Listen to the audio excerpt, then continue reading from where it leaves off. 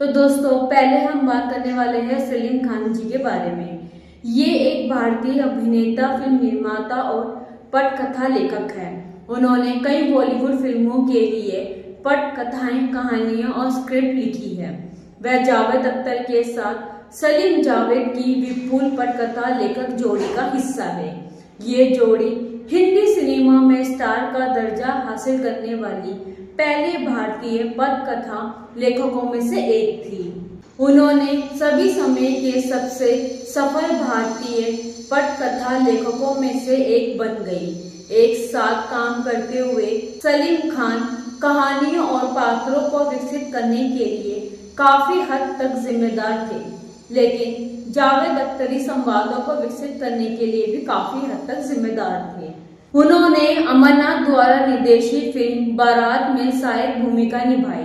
उन्होंने signing amount के तौर पर 1000 और शूटिंग की अवधि के लिए 400 का मासिक वेतन दिया गया। सलीम ने स्वीकार कर लिया और मुंबई चले गए। मुहिम में एक किराए के अपार्टमेंट में रहने लगे। उनके भाई इंदौर में ट्रांसपोर्ट ट्रक के मालिक थे और पैसे से उनकी मदद किया करते थे। हालांकि बारात 1960 में विविध रूप से बनी और रिलीज हुई, लेकिन ये बहुत अच्छा प्रदर्शन नहीं कर पाई। तो वहीं प्रिंस सलीम के नाम से काम करते हुए वह महत्वाकांक्षी अभिनेताओं की सामान्य संघर्ष स्थिति में आ गए। छोटी मोटी भूमिकाओं में काम किया, एक अच्छे दिखने वाले सहायक अभिनेता के रूप में टाइपकास्ट हुए और धीरे धीरे बी ग्रेड फिल्मों में उतर गए। अगले दशक में उन्होंने उदासीन भूमिकाएं में अभिनय किया। लगभग 2 दर्जन फिल्मों में छोटे मोटे किरदार निभाए, लेकिन उनकी उपस्थिति इतनी छोटी थी कि उनका नाम इनमें से कई फिल्मों में क्रेडिट में नहीं दिखाई देता। तो वहीं 1970 तक उनकी कुल 14 फिल्मों में क्रेडिट था और 1977 में एक अंतिम उपस्थिति थी। इनमें तीसरी मंजिल, सरहदी लुटेरा, दीवाना शामिल है। उनकी सबसे महत्वपूर्ण भूमिका जिसके लिए उन्हें कुछ नोटिस मिला तीसरी मंजिल में थी, जहां नायक के दोस्त के रूप में उनकी भूमिका एक दमदार थी और उनके परिवेश दृश्य को बहुत अच्छी तरह से तैयार किया गया था। 25 फिल्मों में काम करने के बाद उन्हें अंतर समझ में आ गया कि वह अभिनेता बनने के लिए उपयुक्त नहीं थे, क्योंकि मेरे पास ब्रश पेंट की कला की कमी थी। लेकिन तब तक बहुत देर हो चुकी थी। मैं इंदौर वापस कैसे जा सकता। 1960 के दशक के उत्तरार्ध में सलीम खान ने अपना ध्यान अभिनय से हटाकर पटकथा लेखन की ओर लगाना शुरू कर दिया। प्रिंस सलीम का नाम का उपयोग करना जारी रखा। उनकी सबसे उल्लेखनीय फिल्म पटकथाओं में से एक दो भाई 1969 थी, जिन्होंने अबरार अलवी के साथ लेखक नायिका के रूप में भी काम शुरू किया। तो वहीं सलीम की मुलाकात जावेद अख्तर से पहली बार सरहदी लुटेरा के निर्माण के दौरान हुई, जो सलीम की आखिरी अभिनय उपस्थिति थी। जावेद उन्होंने शूटिंग शुरू होने पर क्लैपर बॉय के रूप में काम किया था। बाद में निर्देशक SM सागर ने उन्हें फिल्म के संवाद लेखक बना दिया। जावेद के साथ उनकी दोस्ती इस फिल्म में काम करने के दौरान हुई और आगे इसलिए बढ़ी क्योंकि उनके बॉस एक दूसरे के पड़ोसी थे। सलीम खान जी को पटकथा और संवादों को अंतिम रूप देने में लेखक निर्देशक अबरार अलवी की सहायता करने का काम मिला, जबकि जावेद अख्तर जी ने कविता को निखारने पर ध्यान केंद्रित करते हुए इसी तरह की समीक्षा में कैफी अजामी की सहायता करना शुरू कर दिया।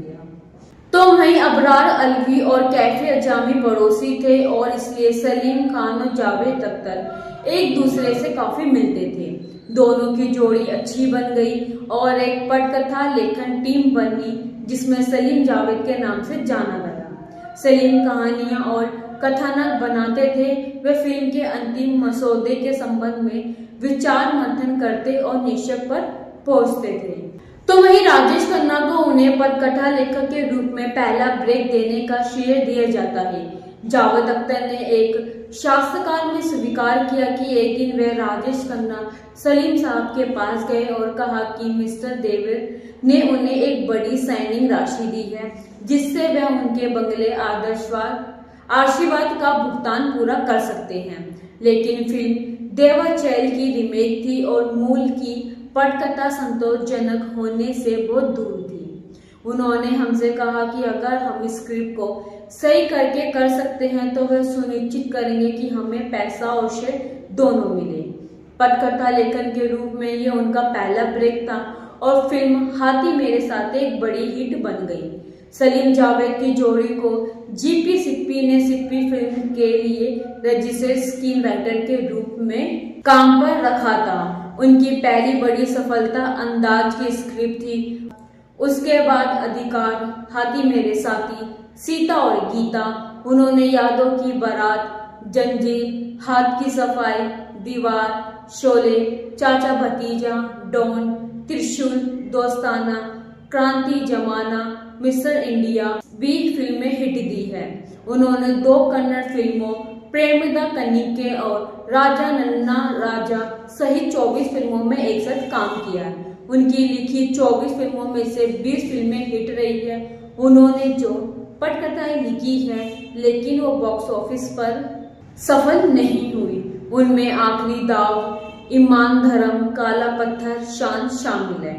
हालांकि 1982 में वे अलग हो गए, लेकिन अहंकार के मुद्दों के कारण उन्होंने जो पटकथाएं लिखी हैं उनमें से कुछ पर बाद में जमाना और मिस्टर इंडिया जैसी फिल्म बनी जो सफल भी साबित हुई। तो वहीं सलीम जावेद जी ने कई बार सर्वकालीन सबसे सफल पटकथा लेखक के रूप में वर्णित किया गया है, तो वह भारतीय सिनेमा के स्टार का दर्जा हासिल करने वाले पटकथा लेखक के रूप में भी जाने जाते हैं। सलीम जावेद नाम से श्रेय दिए जाने के बावजूद जंजीर की पटकथा लगभग पूरी तरह से सलीम खान द्वारा अकेले लिखी गई थी।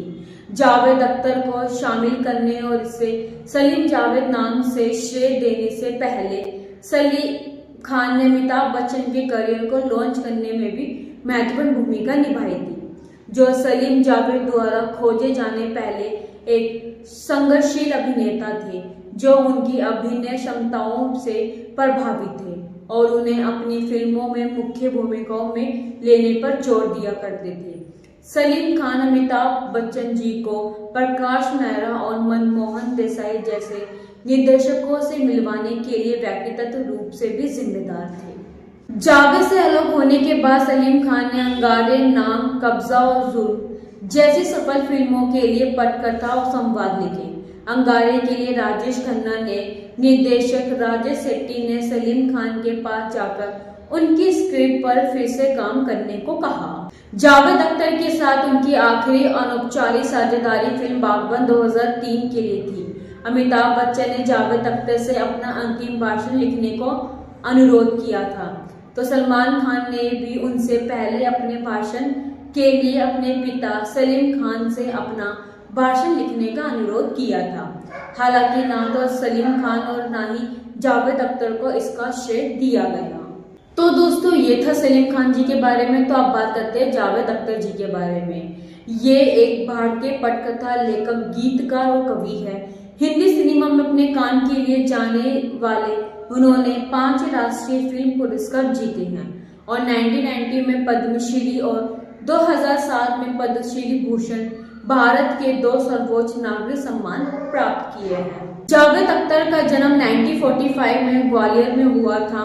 उनके पिता जान निसार अख्तर बॉलीवुड फिल्म गीतकार और उर्दू कवि थे।